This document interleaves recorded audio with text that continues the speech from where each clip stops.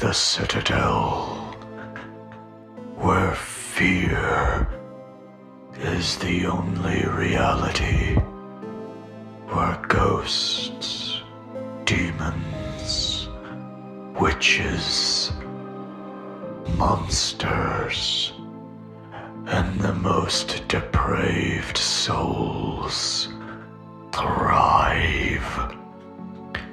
Take care, for this is not for the faint of heart. For here, the only way of life is pain, anguish, and evil. Here, the light cannot thrive. And here is where innocence comes to die.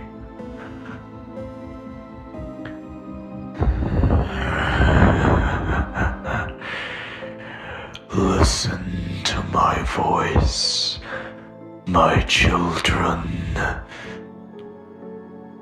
and may you be forever robbed of a peaceful slumber.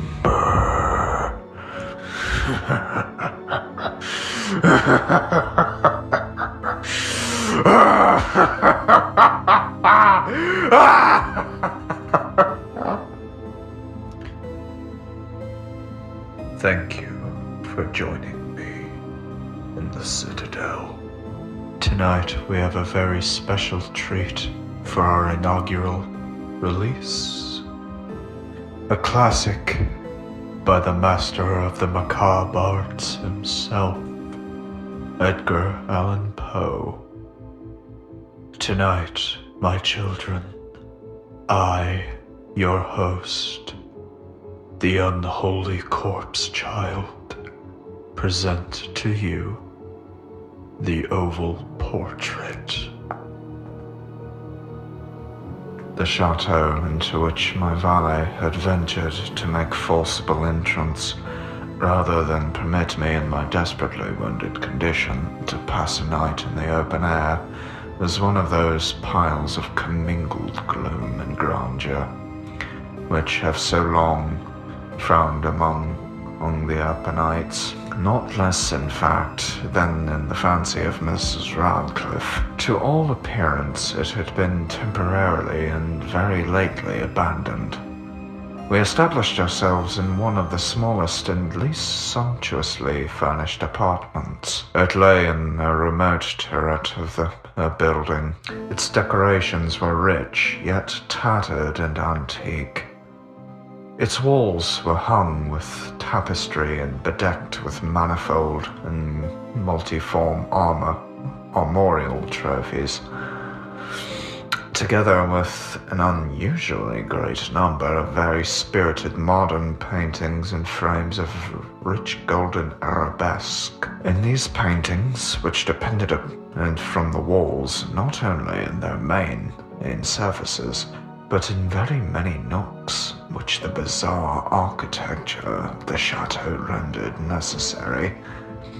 In these paintings, my incipient delirium, perhaps, had caused me to take deep interest, so that I bade Pedro to close all the heavy shutters of the room. Since it was already night, to light the tongues of a tall candelabrum which stood by the head of my bed, and to throw open far and wide the fringed curtains of black velvet which enveloped the bed itself.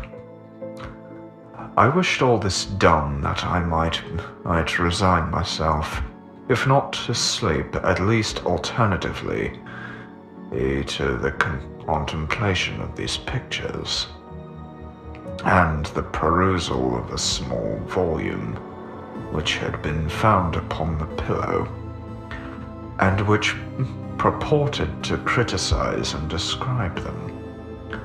Long I read, and devoutly I gazed. Rapidly and gloriously, the hours flew by, and the deep midnight came. The position of the candelabrum displeased me, and outreaching my hand with difficulty, rather than disturb my slumbering valet, I placed it so as to throw its rays more fully upon the book. But the action produced an effect altogether unanticipated. The rays of the numerous candles, for there were many, now fell within a niche of the room, which had hitherto been all unnoticed before. It was the portrait of a young girl just ripening into womanhood. I glanced at the painting hurriedly and closed my eyes. Why I did this was not at first apparent, even to my own perception. But while my lids remained thus shut, I ran over in my mind my reason for so shutting them. It was an impulsive movement to gain time for thought, to make sure my vision had not deceived me, and to calm and subdue my fancy for a more sober and certain gaze. In very few moments I again looked fixedly at the painting. That I now saw aright, I could not and would not doubt, for the first flashing of the candles upon the canvas had seemed to dissipate the dreamy stupor in which was stealing over my senses, and to startle me all at once into waking life. The portrait, I have already said, was that of a young girl. It was a mere head and shoulders, done in what is technically termed a vignette manner, much in the style of the favourite heads of Sully. The arms, the bosom, and even the ends of the radiant hair melted imperceptibly into the vague yet deep shadow which formed the background of the whole. The frame was oval, richly gilded and filigreed in Moresque. As a thing of art, nothing could be more admirable than the painting in itself.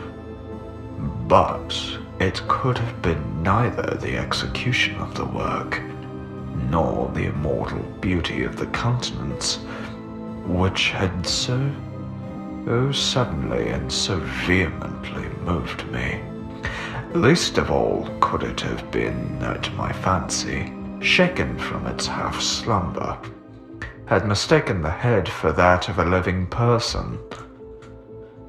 I saw at once that the peculiarities of the design, of the vignetting, and of the frame must have instantly dispelled such idea, must have prevented even its momentary entertainment. Thinking earnestly upon these points, I remained, for an hour perhaps, half sitting, half reclining, with my vision riveted upon the portrait. At length, satisfied with the true secret of its effect, I fell back within the bed. I had found the spell of the picture in an absolute likeliness of expression, which, at first startling, finally confounded, subdued, and appalled me. With deep and reverent awe, I replaced the candelabrum in its former position, the cause of my deep agitation being thus shut from view. I sought eagerly the volume which discussed the paintings and their histories. Turning to the number which designated the oval portrait, ere read the vague and quaint words which follow. She was a maiden of rarest beauty, and not more lovely than full of glee. And evil was the hour when she saw and loved and wedded the painter. He, passionate, studious, austere, and having already a bride in his art, she, a maiden of rarest beauty, and not more lovely than full of glee, all light and smiles, and frolicsome as the young fawn, loving and cherishing all things, hating only the art which was her rival, dreading only the palette and the brushes and the other untoward instruments which deprived her of the continence of her lover. It was thus a terrible thing for this lady to hear the painter speak of his desire to portray even his young bride. But she was humble and obedient,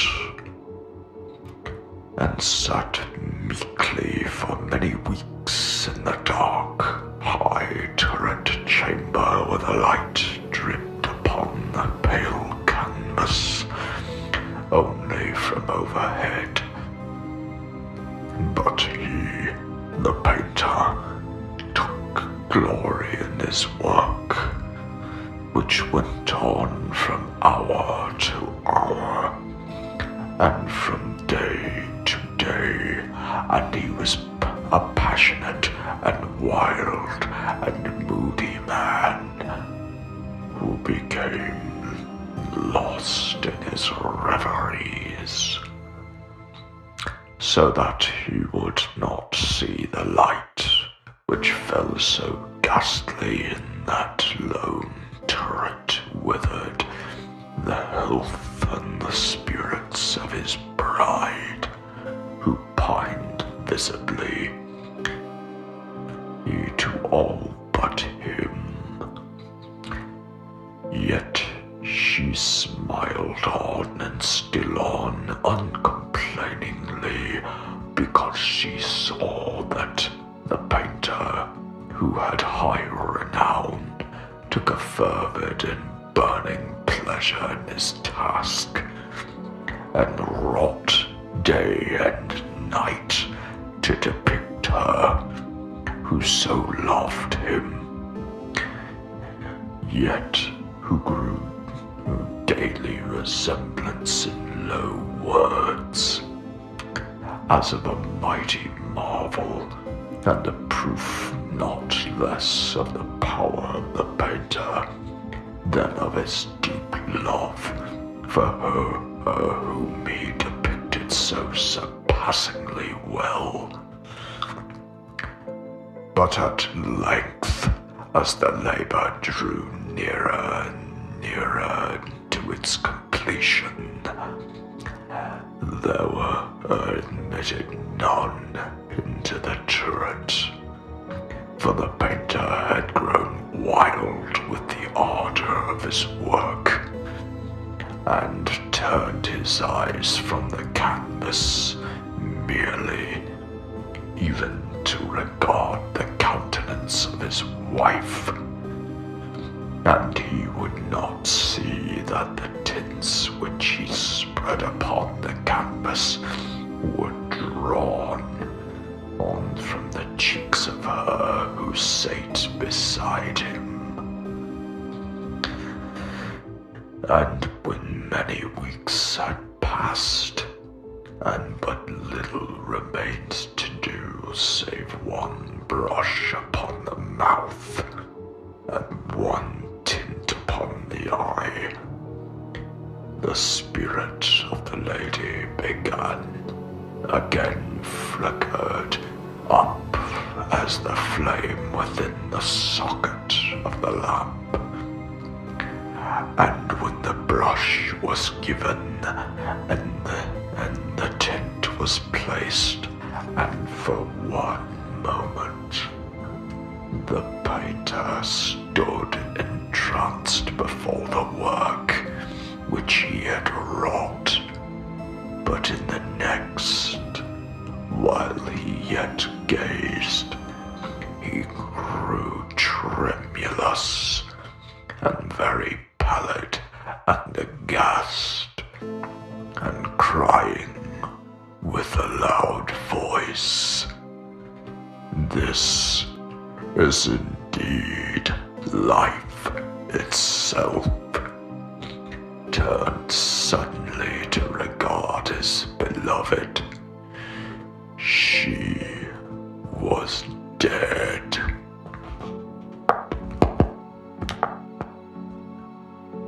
And that, my children, was the oval portrait written by Edgar Allan Poe and performed by me, the unholy corpse child.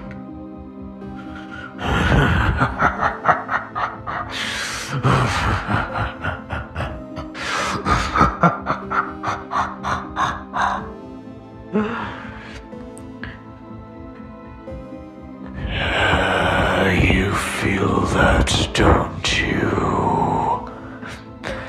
The way your blood has frozen.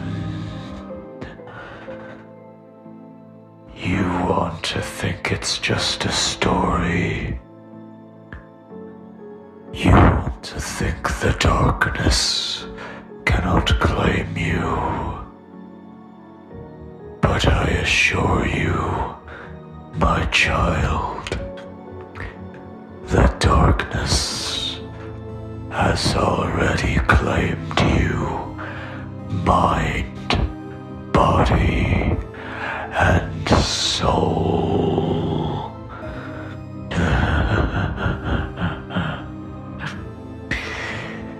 If you would like to further support this show, be sure, after you have done plagued your soul to its very extent, to check out www.psychotoxin.com. Currently, our first release of Eidetic Quarterly has been released. If you want to further plunge your mind and heart into the abyss, be sure to buy yourself a copy and be on the lookout for the purveyor of nightmares himself, his own tome of terror, toe in the water. 20 tales, surely to rob you of a peaceful slumber, as efficiently as I have now. Until the next time, sleep well, my devout maggots and larvae.